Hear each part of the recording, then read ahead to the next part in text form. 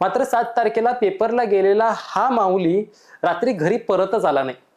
घरच्यांना काळजी वाटायला लागली की माऊली आज घरी नेमका परतलेला का नाहीये, माऊली नेमका कुठे गेला असेल, इतका उशीर तर कधी करत नाहीये, फोन लावण्याचा प्रयत्न केला त्याचे फोन लागत नाहीयेत, मित्रांना कॉल केले गेले तर मित्रांचे फोन लागल्यानंतर त्याची काही माहिती मिळत नाहीये. म्हणून संपूर्ण गावभर संध्याकाळी चौकशी केली जाते. दुसऱ्या दिवशी गावभर त्याच्या मित्रांना भेटलं जातं, इतर तिथं अनेक ठिकाणी भेटीगाठी घेऊन माऊलीची काही माहिती मिळतेय का हे पाहिलं जातं. मात्र कुटुंबियांना या माऊलीची काहीच माहिती मिळत नाही.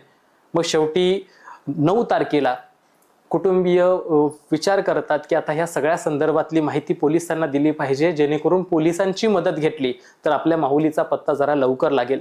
म्हणून सगळे कुटुंबियां त्यातल्या त्यात माऊलीचा भाऊ अविनाश गव्हाणे हा शिरूर पोलीस ठाण्यामध्ये जातो. तिथं तक्रार नोंदवतो की अशा पद्धतीनं माझा भाऊ 7 तारखेला 12वीच्या परीक्षेसाठी गेलेला होता आणि तो अद्याप घरी परतलेला नाहीये. आम्ही प्रचंड शोध घेण्याचा प्रयत्न केला, मात्र तो कुठं मिळत नाहीये.